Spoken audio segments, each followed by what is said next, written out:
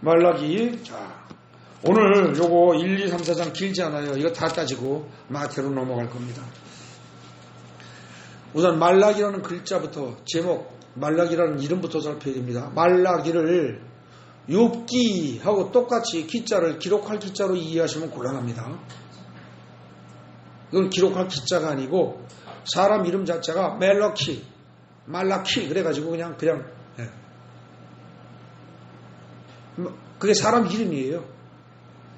말라키 자체가 사람 이름이에요. 근데 말라키라는 말이 무슨 뜻이냐?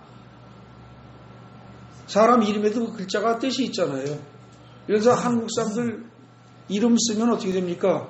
다 한자로 무슨 이름이 있죠. 한자로. 그리고 한자에 뜻이 있지 않습니까? 네.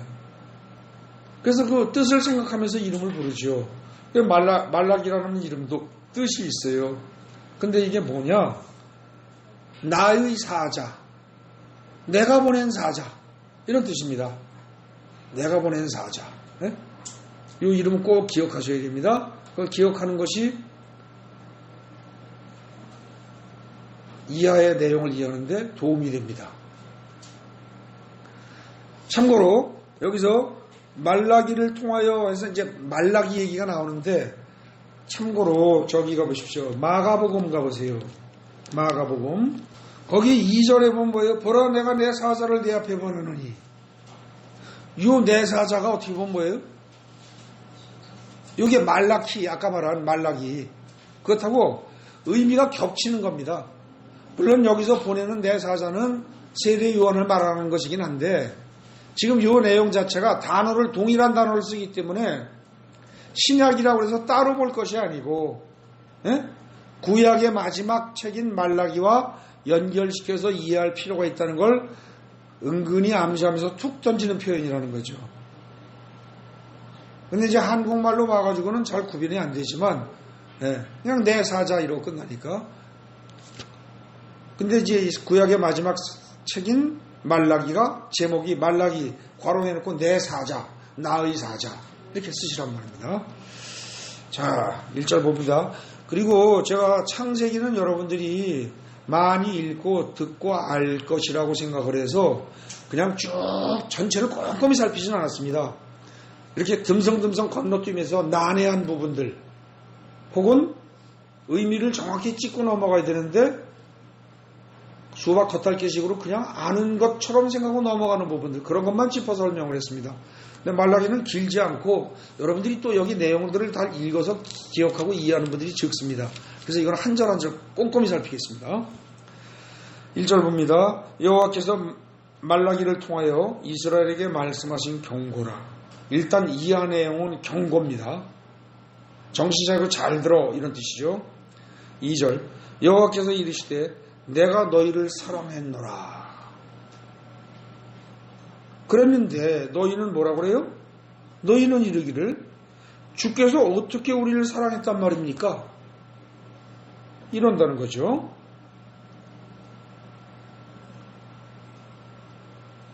이 말라기라는 것은 언제 쓰여진 거예요? 바벨론 포로로 잡혀갔다 와서 완전히 이스라엘 백성들이 쪼그라들어가지고요. 아주 살았다고 할 수 없을 만큼 빈약하게 존속할 시절입니다, 이게 어느 정도냐면요. 이스라엘 땅의 면적이, 여기 인천까지가 우리가 80리치죠. 서울서 인천 거리를 80리치입니다, 원래. 근데 땅의 가로 세로가요. 한쪽이 딱 80리입니다. 48, 32, 32km. 그리고 또 한쪽이 48km. 그 정도 면적이면은요, 아마도 서울서 인천까지 그 정도 면적이면 제가 정확히 재보지는 않지만 강화도 면적만이나 할까? 그거보다 적은 땅입니다. 이스라엘의 국토가요, 다윗 때 엄청나게 넓었던 땅이 완전 쪼그라들어가지고 강화도 면적만도 안 한 땅으로 줄어들었고요. 이스라엘 땅이. 그리고 그때 이스라엘 인구가 15만입니다. 15만이면 어떻게 돼요? 원래 남아있던 애하고 바벨론 잡혀갔다 돌아온 애하고 다 합쳐서 15만이에요. 그러면 어떻게 됩니까? 거의 다 쫄딱 망했다는 거예요. 예수님 살아계시다가 돌아가시고 그러고 직후에 예루살렘 성이 멸망할 때 디도 장군이 들어와서 예루살렘 성을 멸망시킬 때 그때 죽은 이스라엘 백성을 100만 내지 110만을 칩니다. 그런데 바벨론 포로에서 돌아와가지고 남은 총 인구수가 15만밖에 안 된다 그러면 이건 정말 한심한 거죠. 그러니까 깡글이 없어지고 그루터기만 남았다는 표현이 맞는 겁니다. 그 정도로 된 상태에서 재기할 가능성이 안 보이는 거예요. 그러니까 그때 백성들이 어땠겠어요? 하나님 살아계신 건 맞아? 하나님 살아계시면 이럴 수 있어? 이 소리 할 수 있죠. 실제로 그랬다는 겁니다. 그래서 2절에 내가 너희를 사랑하노라. 내가 너희를 사랑하였노라. 이제까지 해왔고 지금도 사랑한다. 이렇게 얘기를 하는데 이스라엘 백성들은 뭐라고요? 아니 주님이 우리를 어떻게 사랑했다고요? 사랑했으면 지금 우리가 이 모양 이 꼴하십니까? 이런다는 거죠. 근데 그것에 대한 주님의 대답이 뭐냐? 남이 얘기하는 거 아니야? 나 여호와가 말하는 거야? 이 말을 다시 한번 하고 그 다음에 뭐라고 합니까? 에서는 야곱의 형인데도 불구하고 그러나 내가 야곱을 사랑하였고 에서는 미워했다. 그러면서 뭐라고 그래요? 그의 산들을 즉 에서의 산들을 황폐하게 하고 그의 산업을 광야의 이리들에게 넘겼다. 여기까지 말하는데 이 말을 듣고서 성경을 정확히 이해하지 못한 사람들은 뭐라고 합니까? 참 하나님은 이상한 양반이네. 왜 생판 이유도 없이 에서는 미워하고 누구는 이뻐해. 조금 성경을 아는 사람은 또 뭐라고 그래요? 더군다나 쌍둥이인데 태어나기 전부터 어찌 그럴 수가 있어. 그러고 미워해도 그렇지 그렇게 신통스럽게 산들을 황폐하게 하고 내버려둘 일이지 산업들을 광야의 이리들에게서 넘길 건 또 뭐 있어. 이럴 수 있다는 거죠. 근데 이게요. 지금 이렇게 하면서 이 얘기를 하시면서 지금 하나님은 야곱의 후손들에게 말씀하시는 거예요? 에서의 후손들에게 말씀하시는 거예요? 야곱의 후손들에게. 그러니까 난 너희들은 지금 너희들이 태어나기 이전에 너희 조상 야곱 때부터 그 야곱의 뱃속에 있을 때부터 너희들의 사랑을 끊은 적이 없다. 지금 그 말씀하시는 거예요. 근데 대부분의 사람들은 이걸 들으면서 불신자가 됐든 초신자가 됐든 교회에 오래된 다닌 사람이 됐든 이 부분을 읽으면 하나님 참 이상하네. 자기 멋대로 그러면서 그냥 에서의 후손들한테 좀 그냥 놔둬도 될 일을 뭘 굳이 그렇게까지 해. 이렇게 생각할 수 있다는 거죠. 그렇게 볼 수밖에 없어요. 왜냐하면 이제 그 본문을 찾아가 보자고요. 그래서 이 부분을 해석을 하려면 창세기로 다시 돌아가야 돼요. 자, 21절부터입니다. 21절. 이삭이 그의 아내가 임신하지 못하므로 몇 년 동안 임신하지 못했죠. 이삭이 40살에 장가가서 에서와 야곱을 낳은 게 60세입니다. 20년 동안을 못 낳았어요. 그랬는데 그냥 한 19년 정도 그냥 지낸 거죠. 20년이 차갈 것 같으니까 그때 이삭이 정신 차렸나 봐요. 그의 아내가 임신하지 못하므로 그를 위하여 즉 그의 아내 리브가를 위해서 야훼께 간구하매. 요거 놓치면 안 됩니다. 간구하니까 야훼께서 그의 간구를 들으셨으므로 그의 아내 리브가가 임신하였더니. 하나님은 이 이삭에게도 자식을 또 주시는데 간구해야 주시는 모양입니다. 그죠? 지금의 본문 내용이 그렇잖아요. 근데 그 아버지는 아브라함은 무슨 문제가 생겼을 때 기도 안 했었지 않습니까? 근데 그래도 아들은 좀 나아요. 비록 19년까지 멍청하게 몰랐는지 몰라도.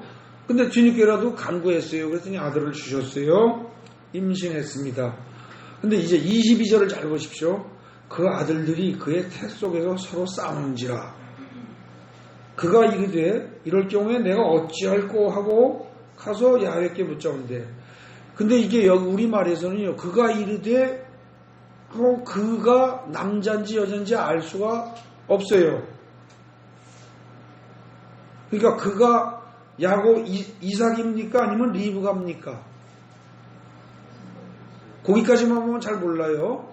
근데 그 다음 절을 읽으면 어떻게 됩니까? 여호와께서 그에게 이르시되 두 국민이 네 태중에 있구나 이랬으니까 거기서 그는 지금 누구예요? 리브가죠. 맞습니다. 그래서 제가 원어 성경을 찾아서 확인해 봤더니 리브가가 맞습니다. 이게. 그러면 어떻게 되죠? 간구에서 잉태하게 한 것은 누가 했어요? 이삭이 했어요. 근데 뱃속에서 이게 티격태격 싸우는데 글쎄요, 뭐 싸우는 게 어떤지 모르지만 여자의 입장이라면 여자분들은 이해하실지 몰라요. 뱃속에서 쌍둥이가 싸우는 게 아마 치고받고서 배가 좀 아팠던 모양이죠. 뭐 대충 그런 것일 것 같아요. 그런데 그랬더니 이 리브가도 썩 괜찮은 사람인 게 어떻게 해요? 이걸 내가 어찌할꼬 그러고서 혼자 근심하더라 걱정하더라가 아니고 가서 어찌할까 하고 어찌할꼬 하고 가서 야훼께 묻자온대. 물었단 말입니다. 아까 아브라함보다는 훨씬 낫죠. 이 아들 며느리가 지금 훨씬 난 겁니다. 네, 물었어요. 그랬더니 여호와께서 뭐라 그래요? 지금 들여다보니까 네 뱃속에 둘이 들었는데 두 민족이 네 뱃속에도 나누이겠네 이랬어요. 이 족속이 저 족속보다 강하겠고 큰 자가 어린 자를 섬기리라 그랬어요. 그죠? 근데 이게 하나님은 전지전능하신 분이에요. 과거도 현재도 미래도 다 아세요. 그 타고난 속성이 어떨 거라는 걸 아는 거죠. 그래서 딱 보니까 길게 보면은 아직은 벌어진 일이 아니지만 이게 나중에 보니까 두 민족이 나뉘겠고 어린 자, 큰 자가 오히려 어린 자를 섬기겠구나 이런다는 거예요. 예언한 겁니다. 이거는 앞으로 벌어질 일을 예언한 거예요. 그 쌍둥이를 낳았어요. 24절에 기한이 쳐서 그 다음에 먼저 나온 자가 붉고 전신이 토록 같아서 이름을 에서라고 했다고 했어요. 요거 잘 보셔야 됩니다. 전신이 붉고 털이 수북해요. 남자다운 거예요? 여자다운 거예요? 남자다운 겁니다. 이게 굉장히 강하고 남자다운 거예요. 그래서 이름 자체가 이미 이건 뭐예요? 에서라고 붙였다는 거예요. 털이 부슬부슬하고 굉장히 남자답고 강하고 그런 의미입니다. 그래서 얘는 태어나서부터 어떻게 됩니까? 나올 때도 누가 먼저 나왔어요? 얘가 먼저 나왔어요. 2등 싫은 애예요. 앞서가는 애예요. 강한 자예요. 강한 자입니다. 이 앞서가고 강한 자고 털부숭이고 힘세고 그리고 얘가 태어나서 나중에 27절에 보면 장성에서 에서는 뭐가 됐다고 그랬어요? 무슨 사냥꾼? 익숙한 사냥꾼 그랬어요. 근데 여러분 사냥꾼이라는 단어가 창세기에서 나온 적이 있어요. 어디에? 니므롯. 기억나십니까? 그때 니므롯이 뭐라고 그랬습니까? 그때 당시에 최고로 힘센 용사예요. 제가 전사라는 표현을 썼죠. 그리고 이미 멸망하긴 했지만 멸망해버린 사람이긴 하지만 가인의 계열에서 부인 둘 두고 애들이 나한테 껍죽대고 나한테 상처 입혀서는 애까지 죽였지 그러고 큰소리 쳤던 라멕 그 사람이 용사 중에 하나입니다. 이해되십니까? 그러니까 지금 에서는 태어날 때부터 내가 잘났다고 하고 뱃속에서도 내가 먼저 나오고 나는 잘났어 나는 남자다운 남자야 나 같은 장사가 없어 이 기질을 가지고 태어난 사람입니다. 이해되십니까? 그런데 야곱은 먼저 나가겠다고 싸우는데 밀린 나약한 존재입니다. 그런데도 지고 싶지는 않아서 나오는데 발목을 잡았다는 말을요 악착 같다라고 해석할 수도 있지만 지 혼자 나올 힘이 없어서라고 해석할 수도 있습니다. 이해되십니까? 남한테 빌붙어서 누군가 무엇인가 잡지 않고는 자기 힘으로 할 수 없는 이런 존재라고 생각을 해보십시오. 그러면 에서는 어떻게 됩니까? 야곱은요, 에서는 자기 힘으로 나올 수 있는 존재입니다. 자기 힘으로 나온 존재고, 나왔는데 보니까 그냥 혈기왕성한, 어려서부터 그냥 얼굴도 시뻘겋고 온몸이 뻘겋고 혈기가 왕성하고 힘이 넘쳐나는 게 느낌으로 보이고, 털까지 태어난 놈이 갓난아기가 털이 부숭부숭할 정도면 이게 어느 정도예요?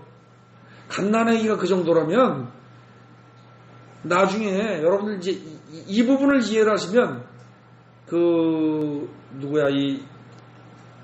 이 아버지 이삭이 늙어서 눈이 잘 안 보이고 그럴 때 그 위장하고 들어갔을 때 양털 가지고 덮었더니 만져보고서 이거 만져보니까 분명히 이거 에서가 맞는데 하고 아버지가 실수했죠. 거기서 좀 이상한 느낌 만들었어요. 아무리 그래도 그렇지 어떻게 털이 많아도 어떻게 양털을 혼동할 정도로 그랬나? 이거 이삭이 노망 들었나? 이럴 수 있습니다. 근데 사실 여기 태어났을 때부터 뱃속에서 나온 놈이 빨간 데다가 털이 전신의 털옷 같았다고 그러면은 얘가 나중에 어른이 되면 어떻게 되겠어요? 양털 뒤집어 씌웠을 때 맞아 얘가 에서 맞아 이럴 만큼 충분히 그런 거죠. 그러니까 얘는 굉장히 특이하고 강하게 태어난 애입니다. 태어날 때부터. 이해되십니까? 근데 하나님은 지가 강하다고 그러고 지 힘으로 다 하겠다고 그러고 내 힘으로 엄마 뱃속에서도 내 힘으로 나가고 내가 잘나서 내가 다 하고 하는 거 하나님은 별로 안 좋아하십니다. 그 창세기에서 가인이 아벨을 죽이고 죽은 대신 셋이 태어났죠. 셋에서 태어난 자식이 누구라고 그랬어요? 에노스라고 그랬죠. 에노스가 무슨 뜻이라고 했죠? 병약자인데 약 감기 몸살 정도 걸린 병이 아니고요. 이건 구제불능 치료 불가능한 아주 난치병 거의 불치병 수준으로 치료 불가능한 병에 걸린 병약자입니다. 근데 그 에노스가 믿음의 계열입니다. 자기가 나약하기 때문에 하나님을 믿을 수밖에 없는 그 계열이라는 거죠. 그런데 지금 여기 보면 뱃속에서 태어난 야곱은 어떻게 돼요? 형 발목 잡고 나와야 나오는 인간입니다. 뭔가 잡아야 돼요. 그러고 나왔어요. 그 다음에 야곱은 어때요? 27절에 조용한 사람이었어요. 그리고 장막에 거주해요. 여기는 여자분들한테 제가 여쭤볼게요. 남자가 아주 그냥 근육도 그렇고 그냥 대단하고 튼튼하고 밖에 나가서 사냥 잘하고 먹을 거 잘 잡아오고 쉬운 말로 이게 요즘으로 하면 돈 잘 버는 거예요. 이런 남자가 좋아요. 집에 조용히 앉아가지고 가만히 있으면서 팥죽이나 끓이는 남자가 좋아요.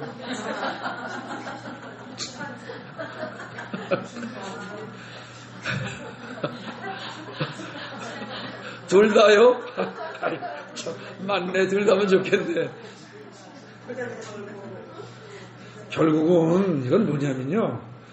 야곱이 낳은 두 아들 중에서 이삭이 낳은 두 아들 중에서 에서는 태어날 때부터 아주 강함을 자랑하고 절대 누구에 뒤지지 않고 남자답고 튼튼하고 훌륭하고 지가 모든 거 다 할 수 있고 강함을 상징하는 남성다운 남자라는 거예요. 남자다운 남자. 근데 그에 비하면 에서는 어떻게 됩니까? 처음부터 경쟁에 밀리고 쪼다 같은 거예요. 바보 같은 거예요. 나약한 거예요. 그리고 성격도 그렇고 체격도 그렇고 모든 것이.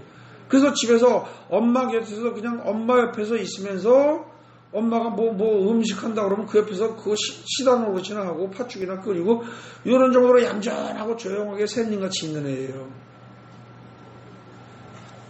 남에 의지하지 않고 남에게 붙어있지 않고는 자기 힘으로 못하는 존재라는 뜻입니다. 그러니까 태어날 때부터 속성 자체가 보이는 거예요. 뱃속에 들어있을 때부터 하나님은 아시는 거예요. 야 이거 봐라. 임신했는데 한 놈은 지 잘났다고 그러고 세상을 지 힘으로 다 버티면서 살라고 하는 놈이고 하나는 이게 뱃속에서 나올 때부터도 우리는 꼭 야곱을 야비한 인간 그러면서 발목을 잡고 이러는데 진짜 야비했으면 어떻게 되세요? 발목을 잡을 게 아니라 머리통을 잡고 밀어내치고 깔고 앉고 지가 먼저 나왔어야지. 근데 얘는 기껏해서 머리통을 미칠 힘이 없어요. 발목이나 겨우 잡고 딸려 나오는 애예요. 이런 애는 평생 하나님 발목 잡고 버티지 않으면 살 수가 없어요. 아시겠죠? 무슨 말인지. 그러니까요, 뱃속에서 태어날 때부터 이게 기질이 다른 겁니다. 한쪽은 지 힘으로 하겠다고 그러고 강하게 밀고 나가고, 한쪽은 누군가 잡고 의지하고 그러고 살 수밖에 없는 나약한 존재고, 이걸 창세기로 거슬러 올라가면 하나는 가인의 계열이고 하나는 뭐예요? 셋의 계열, 에노스의 계열, 이런 뜻이라는 거죠. 이해되십니까? 4장에 23절 라멕이 아내들에게 이르되, 큰소리 빵빵 치잖아요 여기. 이러면서 그냥 뭐 자기 잘났다고 나한테 조금이라도 껍죽대는 놈은 다 죽일 거야. 그리고 누가 나한테 대든다고 아마 벌이 77배가 될걸. 기고만장하고 세상에 나 따라올 놈이 누가 있어 이러고 제일 잘났다고 큰소리 치는 인간, 이 스타일로 이렇게 떠나간 게 누굽니까? 노아 홍수 이후에 노아의 후손들 중에서 누가 나와요? 함의 자손들 중에서 누가 나왔어요? 10장 8절에 니무롯이 나오죠. 거기에 첫 용사라고 나오죠. 그 다음에 니무롯 같은 사냥꾼, 그래서 9절에 사냥꾼 얘기 나오죠. 그리고 이들이 결국 11장에 가서 신할 평지에서 바벨탑을 쌓았죠. 이렇게 이어지는 계보의 이 속성을 누가 가지고 태어났다? 에서가 가지고 태어났다는 얘기입니다. 그러니까 하나님이 이뻐요, 안 이뻐요? 하나님이 거절할 수밖에 없는 겁니다. 그 속성을 그 징그러운, 하나님은 징그러운 속성입니다.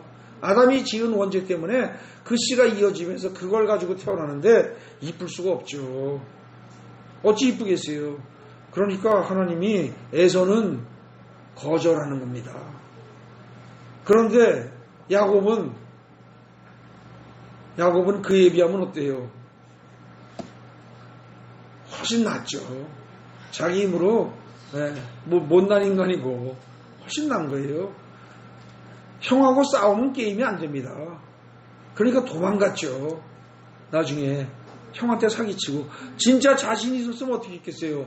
왜 도망을 가? 가인이 아벨을 죽이듯이 죽였어야지. 근데 도저히 형하고 싸워서는 게임이 안 돼요. 나중에 돌아올 때도 어땠어요? 그렇게 많은 그걸 가지고도 참 야곱은 치사한 놈이에요. 싸울 능력이 없어요. 그러니까 어떻게 됩니까? 첩들 다 보내고, 그죠? 그것도 순서 아시죠? 그 순서. 첩부터 다 보내고, 지가 제일 좋아하는 라헬을 맨 마지막에 놔두고, 첩하고 아들들 다 먼저 보내고, 지 자식들도 첩의 자식은 다 싫고 라헬의 자식만. 아주 소갈치 없는 인간이에요. 진짜 남자다운 남자면 야곱이 어떻게 했어야 돼요? 죽으면 죽으리다. 그러고서 지가 처자식을 맨 뒤에 놔두고 지가 맨 앞에 갔어야죠. 그러니까 아주 나약한 인간입니다. 여자들 치마꼬리라도 잡고 자식들 죽여서라도 뭔가 나무 이자지 않으면 자기 못 산다고 생각하는 정말 멍청한 인간이죠. 근데 하나님이 보시기에 차라리 그게 훨씬 낫다는 겁니다. 내 잘났다고 내 멋대로 하는 것보다. 아시겠어요? 그러니까 아까 아브라함이 그럴 땅에 가서 살면서 아비멜렉하고 맹세하고 한마디도 안 한 게 얼마나 큰 죄인지 아시겠죠? 그리고 지금 다시 이삭 얘기하는데, 이삭이 하나님한테 기도했더니 임신하게 해주시고 뱃속에서 애들이 난리가 나니까 또 이번에는 본인이 섹시가 하나님 이거 어떻게 된 거예요? 했더니 해결해 주시잖아요. 그죠? 이해되십니까? 에서는 미워하고 야곱은 이뻐했다는 게 하나님이 지 멋대로 하고 싶어서 막 그렇게 했다. 아니에요. 이해되세요, 이제? 그리고, 자, 그러면 이제 3절에 보십시오. 에서는 미워했는데, 그냥 내버려 둘 수 있는 게 아니죠. 그러니까 그 다음에 어떻게 됩니까? 그의 산업을 황폐하게 하고 그의 산업을 광야의 이리들에게 넘길 수밖에 없는 겁니다. 지 잘났다고 계속 밀어붙이고 자기 뜻대로 자기 고집대로 하면서 다 잘났다고 하는 것, 이건 용납할 수 없다는 거죠. 지금 이 부분을 지금 이 얘기까지 하면 좀 길어지는데 이 부분을 갖다가 가장 정확하게 표현한 부분이 어디입니까? 성경 중에서 그 오바댜의 거길 보시면 1절에 보세요. 주 여호와께서 에돔에 대하여 이와 같이 말씀하시니라 그랬습니다. 이 에돔이 누구예요? 에서의 후손들입니다. 에서의 후손들. 우리가 여호와께로 말미암아 소식을 들었나니 곧 사자가 나라들 가운데 보내심을 받고 이르기를 너희는 일어날지어다 우리가 일어나서 그와 싸우자는 것이라. 자, 1절은 넘어가고요. 2절 보십시오. 보라, 내가 너를 나라들 가운데 매우 작게 하였으므로 네가 크게 멸치를 받느니라. 에돔의 후손들을 작게 만들었다는 거예요, 하나님이. 근데 이제 3절, 이게 중요한 내용입니다. 너의 마음의 교만이 너를 속였도다. 바위 틈에 거주하며 높은 곳에 사는 자여, 네가 마음에 이르기를 누가 능히 나를 땅에 끌어내리겠느냐 하니, 내가 독수리처럼 높이 오르며 별 사이에 깃들지라도 내가 거기에서 너를 끌어내리라. 여호와의 말씀이니라. 이 3, 4절이 굉장히 중요한 내용입니다. 여러분들 이 에돔 족속들이 사는 곳이 어디였습니까? 세일산에 페트라라는 데 얘기 들어보셨어요? 페트라. 지명에 페트라라는 곳이 있습니다. 근데 이 페트라가 어떤 데냐면요, 바위산이 병풍처럼 둘러쌌습니다. 바위산이 병풍처럼 둘러싸가지고 들어가는 입구가 딱 좁은 입구가 하나밖에 없어요. 근데 그것도 그냥 구멍 뻥 뚫린 게 아니라 이것도 꼬불꼬불 하면서 바위가 전체가 이렇게 꼬불꼬불 감쌌다고 생각하시면 됩니다. 그러니까 저기 쳐들어와요? 못 들어와요? 못 들어오는 겁니다. 그렇게 하고 그 바위산 꼭대기에 거기에 자리 잡고 다 밖에 내다보면서 저기 쳐들어오면 꼭 어떻게 할 수가 없는, 쳐들어올래도 할 수가 없는 그런 그 페트라라는 천연의 요새에 이 에서의 후손들이, 에돔 사람들이 거길 본거지로 삼으면서 그 안에 딱 있다가 지나가는 사람들, 대상들, 부자 뭐 이런 뭐 물건 싣고 가면 나와서 기습해가지고서 도적질하듯이 싹 뺏어가지고 쏙 돌아가고 이렇게 살았습니다. 네. 그렇게 하면서 그 3절에 나온 것처럼 마음의 교만이 어느 정도냐, 스스로 속았다는 거죠. 바위 틈에 거주하며 높은 곳에 사는 자예요. 이게 지금 그 얘기예요. 거기서 살면서 네가 마음에 이르기를 누가 능히 나를 이 땅에 끌어내리겠느냐. 우리의 요새는 누구도 침범할 수가 없고, 누가 나를 여기서 끌어내리겠느냐. 내가 독수리처럼 높이 오르고 별 사이에 깃든다고 네가 큰 소리 쳐도 나는 거기서 너를 끌어낼 것이다. 여호와의 말씀이다. 이게 에서의 후손들이 이렇게 살 가능성을 하나님은 미리 다 보신 거란 말입니다.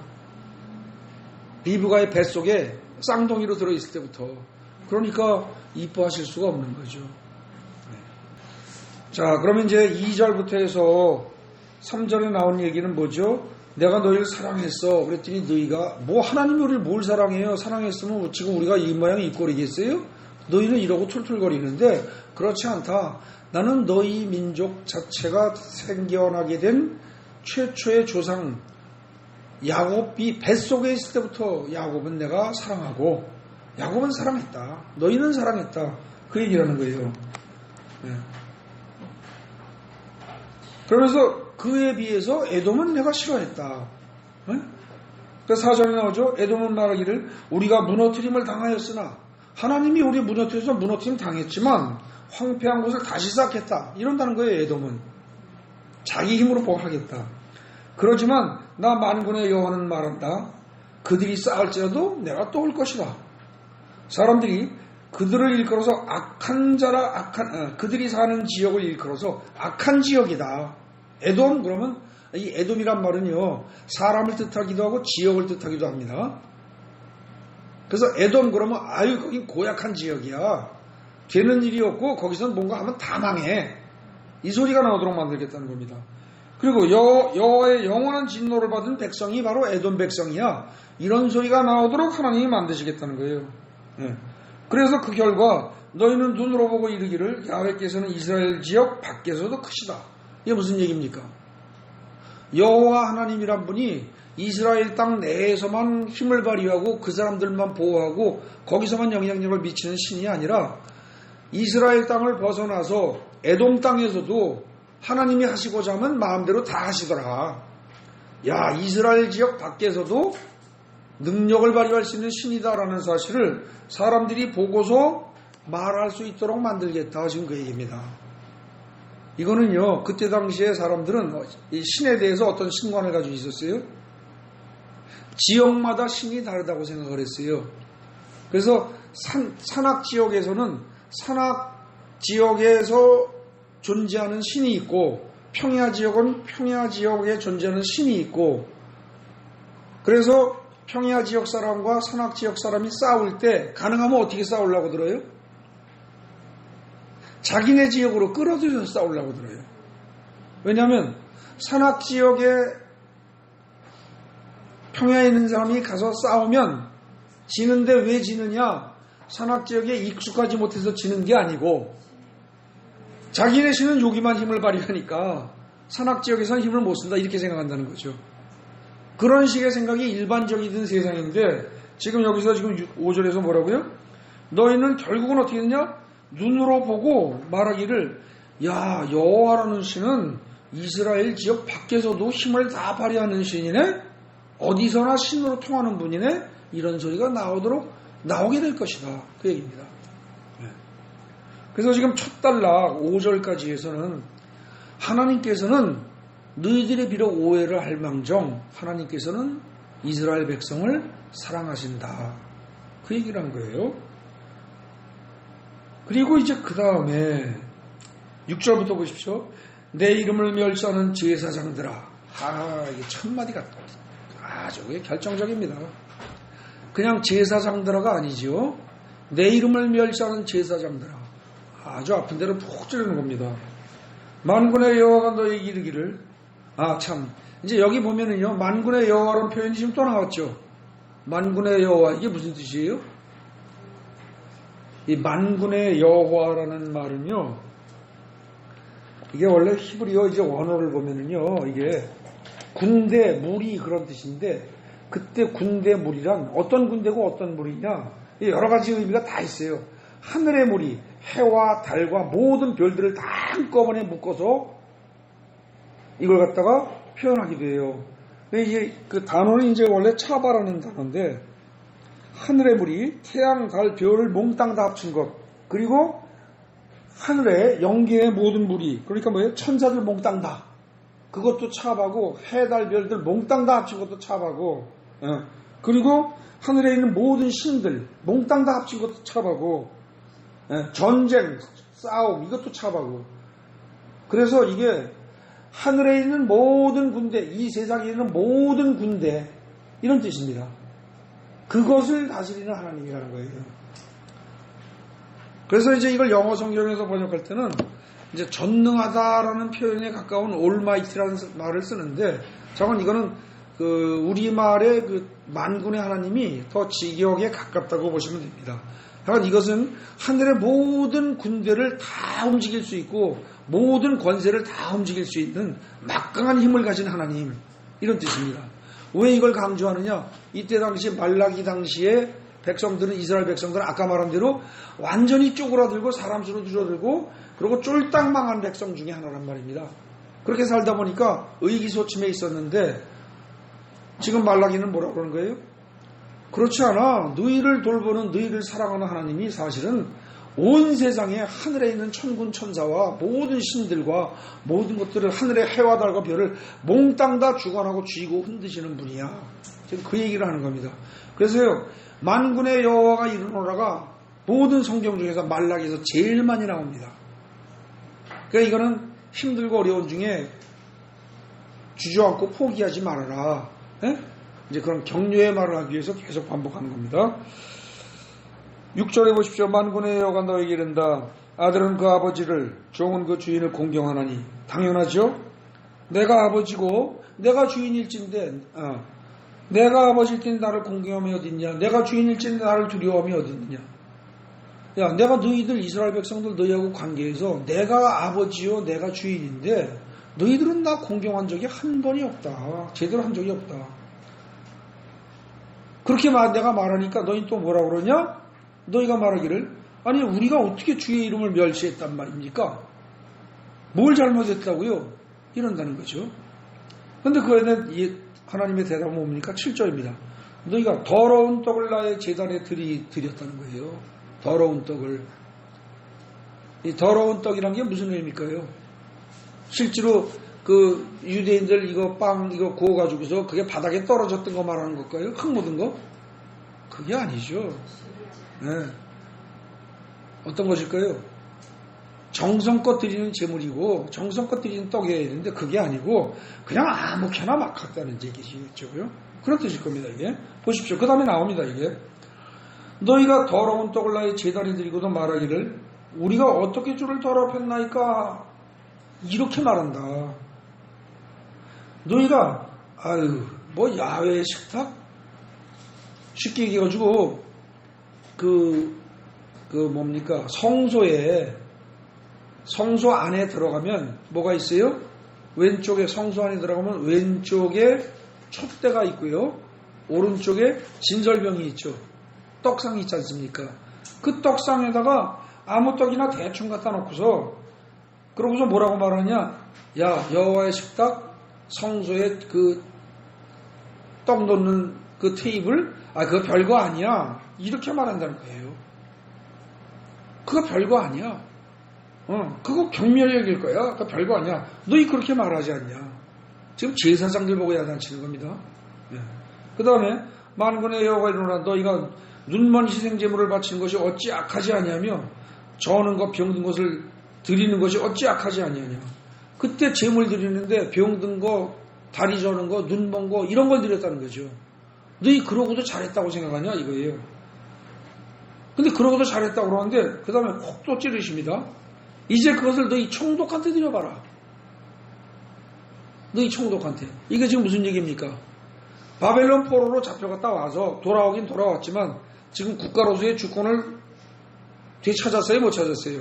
못 찾은 겁니다. 그 일대는 유다 땅을 일부를 찾긴 찾았지만 여전히 집에 전체적인 권세는 누가 가지고 있어요? 총독이 가지고 있는 거예요. 그러니까 다른 나라 싸움이에요. 바벨론 총독이 가지고 있는 거예요. 근데 그 총독한테 너희가 눈 먼 거, 다리 저는 거, 병든 거 그런 양 갖다 드리고서 그거 드세요 그래 봐라. 어떻게 돼요? 죽죠. 한 명만 죽어요? 아마 그 민족 전체를 죽일 수도 있습니다. 깡그리 죽일 수도 있어요. 나를 무시해도 분수가 있지. 이런 걸 가져온다고. 지금 그 얘기입니다. 그렇게 하면 너를 기뻐하게 했으면 너희를 받아주겠느냐. 근데 너희가 나한테 하나님한테 그러지 않았느냐. 내가 누구냐. 만군의 여호와한테 나한테 그러지 않았느냐. 근데 그렇게 해서 비난하는 대상이 누구라고요 지금? 제사장이에요. 완전히 제사장들이 썩었다는 얘기입니다. 제사장들이. 오늘날로 말하면 누가 썩었다는 얘기예요? 목사들이 썩었다는 얘기입니다. 이거는. 말라기는요, 이게 사람들 얼핏 생각해가지고 3장 10절 가보십시오. 3장 10절. 3장 10절 가보면은 거기 뭐 있어요? 기도원 가면 있는 저 봉투에 11조 내는 거 인쇄되어 있는 봉투. 이것만 생각하고 11조, 말라기를 11조 내는 걸로만 인용을 하는데 사실은 그 얘기를 하려고 드는 게 아니고 말라기는 무슨 얘기하는 거예요? 썩어 빠진 제사장들아 정신 차려라. 그리고 더 나아가서 이스라엘 백성들은 죄가 없느냐? 너희도 다 썩었다. 그런데 너희들은 원래 어때야 된다? 이스라엘 제사장들이 우선 바로 쓰고 이스라엘 민족 전체가 바로 쓰면 그 이스라엘 민족 전체가 무슨 역할을 해야 한다? 제사장 나라가 돼야 한다는 겁니다. 제사장 나라가 돼야 한다. 자, 그게 어디 나와요? 이게 지금 이게 맨 끝이죠. 말라기가 구약의 맨 끝이잖아요. 창세기 18장 19절이요. 18절에서 아브라함은 강대한 나라가 되고 천하만민이 그로 말미암아 복을 받게 될 것이다 이런 얘기를 했는데 그 다음에 아브라함을 강대한 나라가 되게 하는 이유가 뭐라고요? 여호와의 그에게 속한 모든 사람들에게 여호와의 도를 지켜서 의와 공도를 행하게 하고 그리고 내가 아브라함에게 대해 말한 일을 다 이루기 위해서예요. 이루기 위해서. 그죠? 근데 이제 이 말을 좀 더 구체화시킨 게 어디냐? 그게 출애굽기 19장 6절이라는 거죠. 가보십시오. 이 두 구절은 절대 읽으면 안 됩니다. 이 두 구절을 놓쳐버리면 기독교 신앙이 기복신앙으로 변하고 이상하게 변해버립니다. 아주 중요한 거예요. 출애굽기 19장 6절이요. 거기 뭐라고 되어 있습니까? 5절 6절 같이 보십시오. 찾으셨어요? 같이 읽어보겠습니다. 세계가 다 내게 속하였나니 너희가 내 말을 잘 듣고 내 언약을 지키면 조건이 있습니다. 그렇게 할 경우라면 너희는 모든 민족 중에 내 소유가 되겠고 내 백성이 된다는 거죠. 그 다음에 중요합니다. 너희가 내게 대하여 제사장 나라가 되며 거룩한 백성이 되리라. 그러니까 하나님의 지금 계획과 목적은 뭡니까? 이스라엘 백성 전체를 제사장 나라로 삼는 겁니다. 이스라엘 백성 전체를. 그런데 이스라엘 백성 전체를 제사장 나라로 하려고 했는데 웬걸 샘플로 뽑은 이스라엘이라는 나라 자체가 그 중에서 있는 제사장들이 완전히 지금 썩었다 얘기하는 거죠. 그러니까 하나님께서 화가 안 나실 수가 없는 겁니다. 말라기 3장 다시 보십시오. 그래서 처음에 이 말라기에 보면은 야단치는 게 누구냐? 제사장들을 야단을 치는 겁니다. 그리고 거기 6절에 보면 제사장과 백성들의 죄라고 소제목이 붙어 있죠. 여러분 간지 성경에. 근데 이거는 어찌 보면은 좀 잘못 붙은 제목일 수도 있습니다. 거의 제사장들의 죄를 주로 이야기하는 겁니다. 이거는. 뭐 백성은 빠지느냐? 그러면 그런 건 아니겠지만 쭉 읽어보겠습니다. 정말 그런가 안 그런가? 자, 7절까지 아까 했고요. 8절도 했고요. 그 다음에 9절 보십시다. 만군의 여호와가 말한다. 너희는 나 하나님께 은혜를 구하면서 우리를 불쌍히 여기소서. 그러고 해봐라. 너희가 이같이 행한다고 하더라도 내가 하나라도 받을 것 같으냐? 안 받겠다는 겁니다. 지금. 우리를 불쌍히 여기소서도 안 받겠다. 왜냐? 그 이유가 나옵니다. 10절에. 너희가 내 제단 위에 헛되이 불사르지 못하게 하기 위해서 너희 중에서 성전문을 닫을 자가 있으면 좋겠다. 이유가 나오기 전에 지금 뭐예요? 너희가 우리를 불쌍히 여기소서 하고 기도를 해도 내가 안 받는데 얼마나 내가 너희가 꼴보기 싫으냐면 이제 제사 지낸다고 성전에 성소에 불 피우잖아요. 그거 이제 불 안 피웠으면 좋겠다는 거예요. 응? 그러니까 이거 요즘식으로 하면 무슨 뜻이에요? 너희가 예배 드린다고 하는데 예배 차라리 안 들었으면 좋겠다 이 소리예요. 교회 차라리 문 닫았으면 좋겠다 이 소리입니다. 지금 이 성소에 불이 꺼진다는 건 이건 정말 천벌을 받을 짓입니다. 성경에서 이건 절대 꺼지면 안 되는 거예요. 그런 건데 차라리 불을 껐으면 좋겠다. 누군가 나서 불을 껐으면 좋겠다. 예배 드리지 말고 교회도 문 닫았으면 좋겠다. 지금 이 얘기입니다. 심각한 얘기입니다. 이게 10절에 뭐가 들어봅니다. 내가 너희를 기뻐하지 않으면 너희 손으로 드리는 것도 받지 아니라 너희 재물 드리고 뭐 헌금 드리고 그거나 싫어. 지금 이 얘기예요. 그래도 11절 보십시오. 나 만군의 여호와 얘기한다. 틀림없다 이 얘기입니다. 뭐라고 하느냐. 해 뜨는 곳에서 해 지는 곳까지 이방 민족 중에서 내 이름이 크게 될 것이다. 너희들은 개판치고 너희들이 엉망으로 해가지고 제대로 되는 게 너희들이 제사 드리는 건 난 받고 싶지도 않고 차라리 교회 문 닫았으면 좋겠는데 오히려 그렇게 해도 이방 민족들이 결국은 나에게 영광을 돌리고 할 것이다. 그리고 각처에서 온 세상 각처에서 내 이름을 위하여 분향하며 깨끗한 제물을 드리니 그 말은 뭡니까? 너희들은 지금 성소라고 하는 데서도 더러운 제물로 나를 속 뒤집어 놓는데 너희들 차라리 하지 마라. 내가 차라리 이방인들한테 기대를 거는 게 훨씬 나을 것이고 그게 이루어질 가능성이 훨씬 크고 빠를 것이다. 지금 그 얘기예요. 내 이름이 이방 민족 중에서 크게 될 것이다. 11절 1장 말라기 11절에 1장 11절에 해 뜨는 것부터 해 지는 것까지 이 구절 나오죠. 이거 여러분들 복음성가 기억나십니까? 저는 그 복음성가 그 리듬이 박자가 느낌이 어때요? 아주 경쾌하죠. 지금 이 말씀을 하시는 하나님의 심정은 어떨까요? 피눈물 나는 겁니다. 피눈물 나는 거예요. 뱃속에 있던 그 야곱부터 선택을 해서 믿고 기대하고 좋다고 하면서 그 후손들을 계속 키워왔는데 얘네들이 결국은 어떻게 돼요? 이제 너네들이 그 병든 재물 바치고 그러면서 날 보고 하나님 사랑해요. 하나님 믿습니다. 복 내려주옵소서. 우리를 불쌍히 여겨서 그런데 이제 구역질 나고 신물 난다는 겁니다. 이제 성전 문 끝 닫고 성전 불도 다 꺼졌으면 좋겠다. 네. 근데 너네가 그래도 나는 영광 받을 거 다 받고 다른 민족들이 다 할 것이다. 얼마나 가슴 아픈 얘기입니까? 자, 그 정도라고 넘어갑니다. 12절에 그런데 나는 그렇게 속이 썩고 그런데도 12절 보십시오. 근데 너희는 말하기를 여호와의 식탁 성소에 그 떡상 올려놓는데 에이 그거 별거 아니야. 그 위에 있는 거 다 별 볼 일 없어. 그걸 신경 안 써도 돼. 이렇게 하면서 이 하나님의 이름을 더럽힌다는 겁니다. 예? 그게 12절 얘기예요. 그 다음에 13절 만군의 여호와가 이르라. 말할 때마다 만군의 여호와가 이르라. 내가 보통 하나님이 아니라는 겁니다. 보통 신이 아니라는 거예요.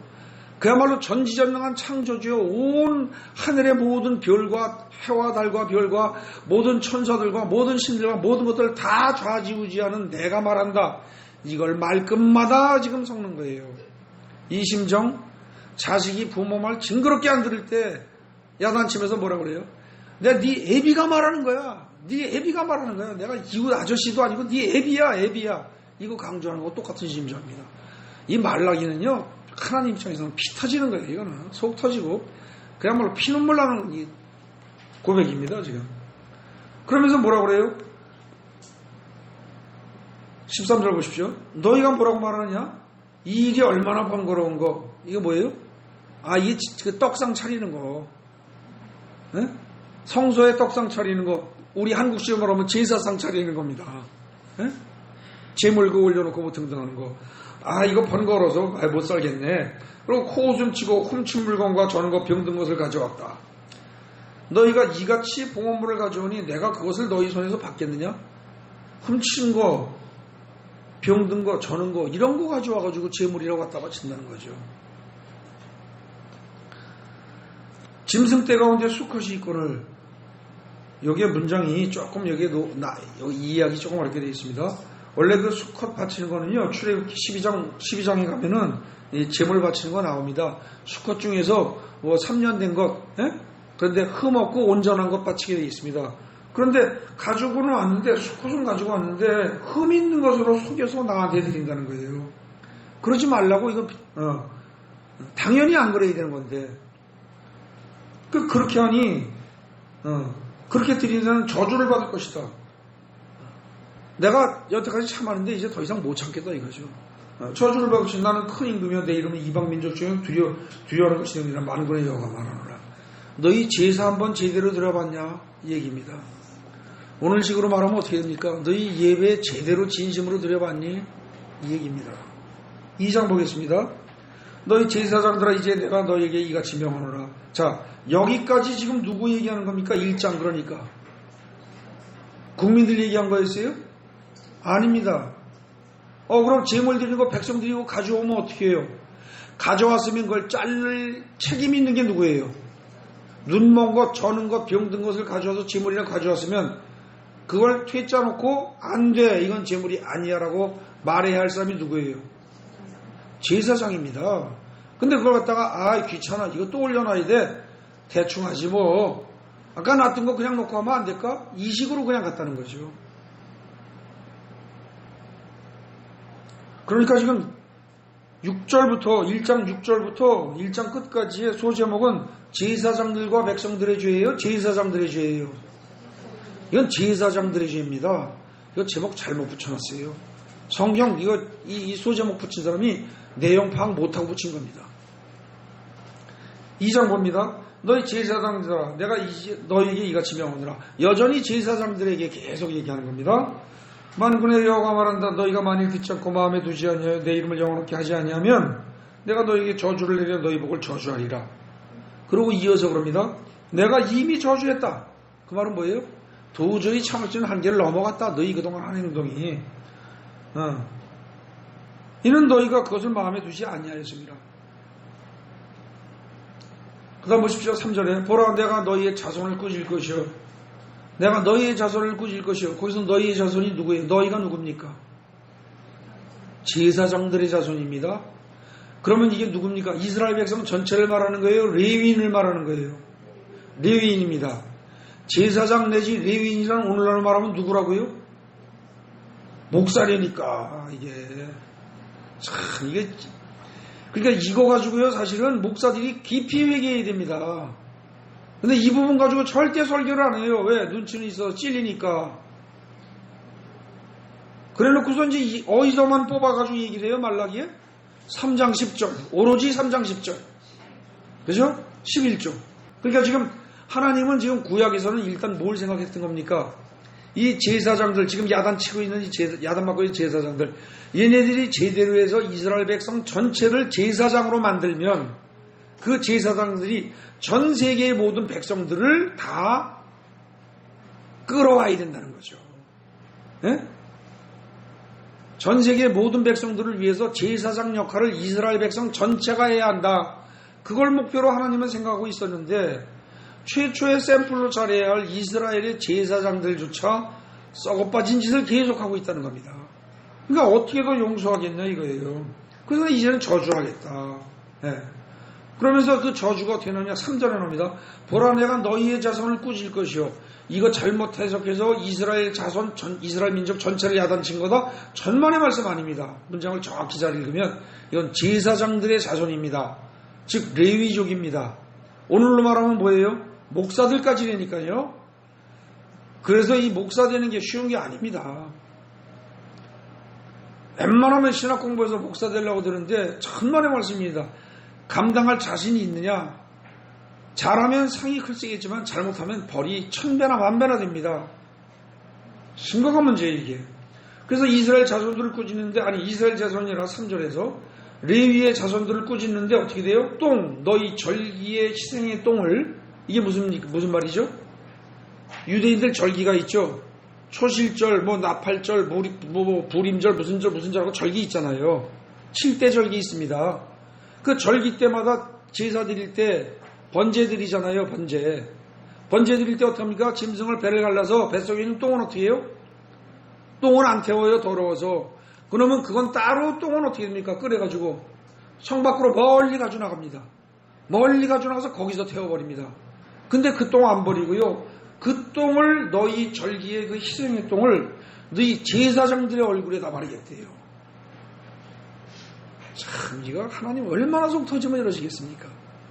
그렇게 발라가지고요. 바른 다음에 그것도 끝나는 게 아니에요. 너희가 그것을 너희가 그것과 함께 제하여 버림을 당하겠다. 유대인들은 이 말이 무슨 말인지 안다고요. 그 똥들은 원래 성 밖으로 나가서 버리고 태워버린다니까요. 근데 네 얼굴에서 똥 발라가지고 네 한꺼번에 다 태워버린대요. 무슨 얘기예요 이게? 지옥 가면 그냥 타 죽는 것도 아니고 똥 발라서 타 죽어요. 거의 그 수준입니다. 하나님이 엄청 화나신 거예요. 4절 만군의 여호와가 이르노라 내가 이 명령을 너희에게 내린 것은 레위와 세운 나의 언약이 항상 있게 하려 함인 줄 너희가 알리라. 이 말이 이게 설명이 또 길어진데 10분 이내 될 겁니다. 10분 이내 해보겠습니다. 레위와 나와 세운 언약이라는 게 무슨 얘기냐? 이게요. 민수기 25장 가보십시오. 12절 이건 꼭 살펴야 됩니다. 대충 그 얘기가 뭐죠? 볼이라는 지역에 이제 이스라엘이 시딤에 머물러 있더니 그 백성이 모압 여자들과 음행하기를 시작하니라. 이스라엘 백성이 지금 광야에서 이리저리 방황하면서 훈련 중이잖아요. 40년 동안.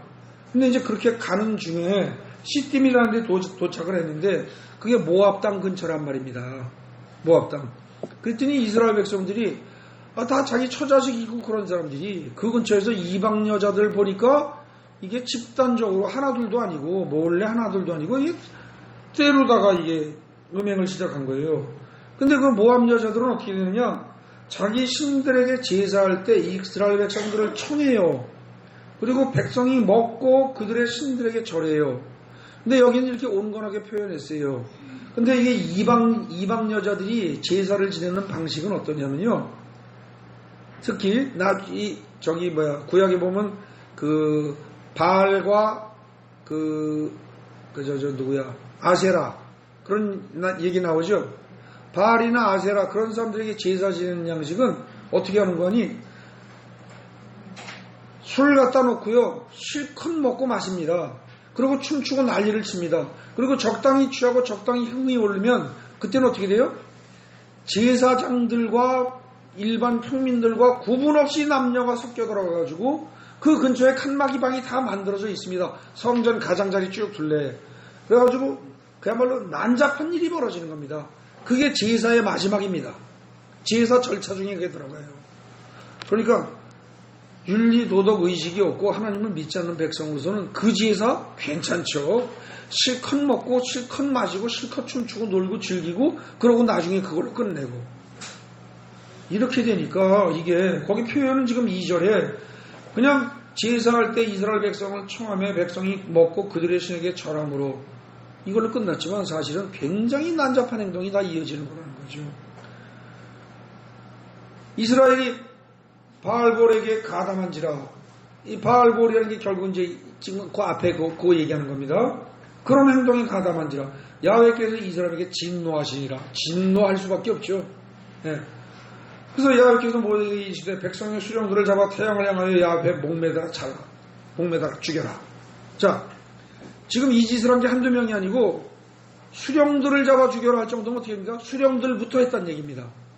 그러니까 이걸 잡아서 백주에 잡아서 태양을 향해서 그랬으니까 해를 봤더니 어떻게 돼요?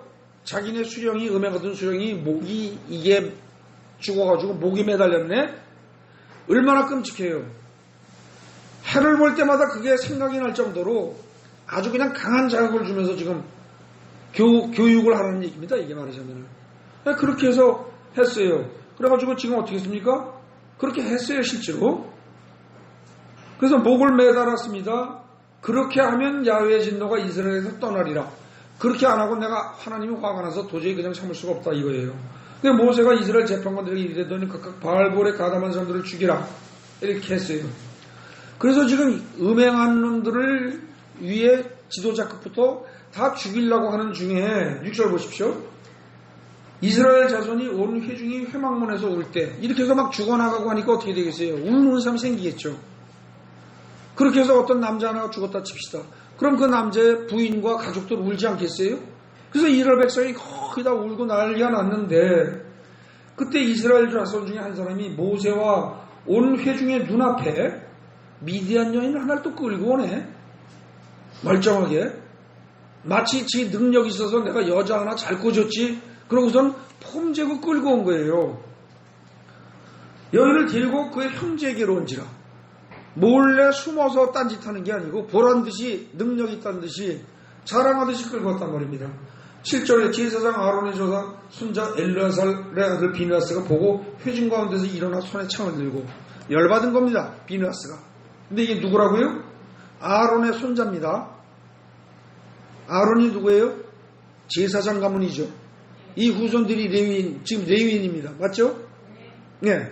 여기서 비느하스가 일어나서 그 이스라엘 남자를 따라서 들어갔어요. 갔더니 얘네들이 남녀가 막사로 들어가네. 들어가서 이스라엘 남자 그 여인의 배를 꿰뚫었습니다. 그래가지고 두 사람을 죽이니 연병이 이스라엘 자손에 그쳤더라. 이때 하나님이 분노가 가라앉았다는 겁니다. 연병으로 죽은 자가 24,000명이었다. 이미 수없이 죽어나간 거예요. 네? 제대로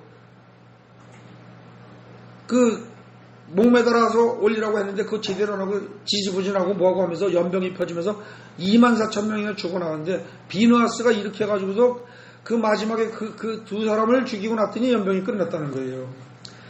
야훼께서 모세에게 말씀하실 때 제사장 아론의 손자 엘르아살의 아들 비느하스가 내 질투심으로 질투하여 이스라엘 자손 중에서 내 노를 돌이켜서 내 질투심으로 그들을 소멸하지 않게 하였도다.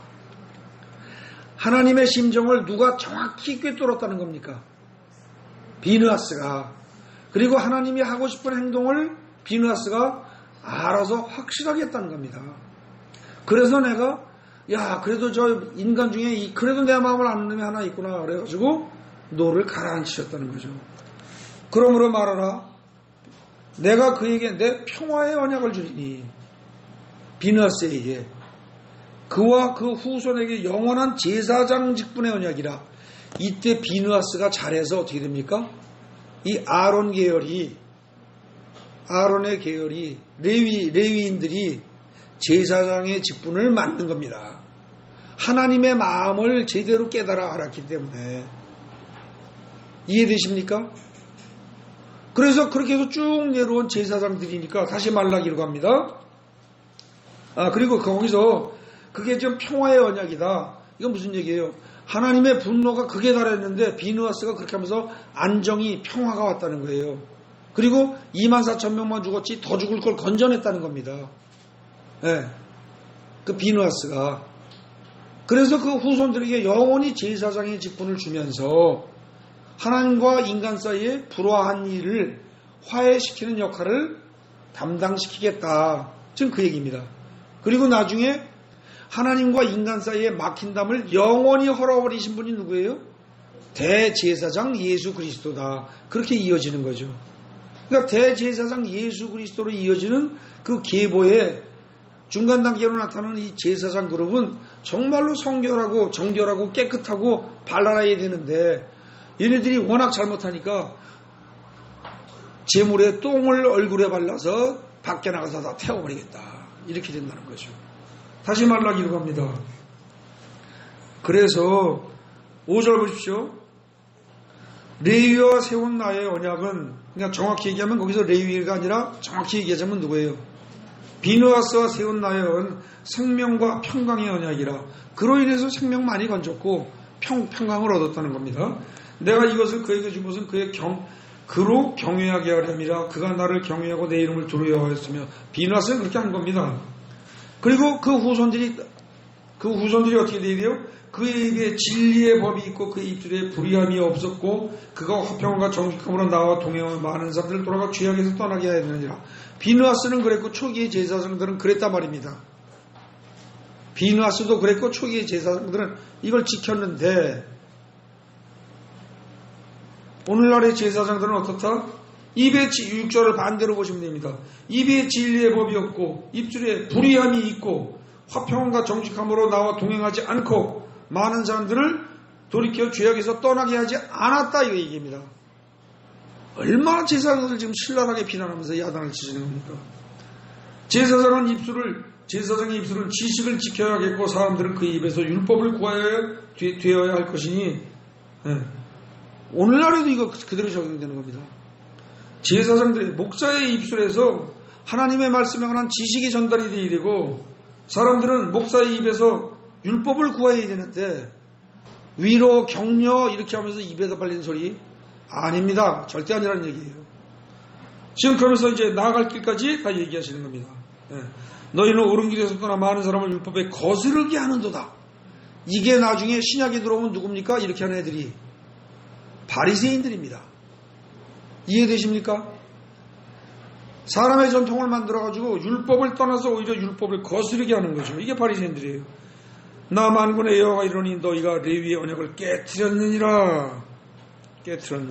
그래서 너희가 내 길을 지키지 아니고 율법을 행할 때 사람에게 치우치게 하였으므로 율법을 가르친다고 하면서 치우치게 가르치는 것. 그래서 그렇게 했기 때문에 나도 너희로 하여금 모든 백성들 멸시와 천대를 당하게 하였느니라. 너희 제사장들 백성들 앞에서 철저히 멸시와 천대 당하게 내가 했고 하겠노라 이 얘기입니다. 오늘날에도 사실 많은 주의 종들이 안 믿는 사람들에게 멸시와 천대를 당하고 있습니다. 목사라는 직업이 결코 훌륭한 인격자라고 취급을 못 받고 있습니다. 말라기의 상황은 똑같은 상황입니다. 오늘날 우리 현실하고 무관하지 않습니다. 굉장히 아프게 찌른 내용입니다. 지금 여기까지가 2장의 9절까지입니다. 여기까지 완벽하게 제사장 얘기입니다. 그죠?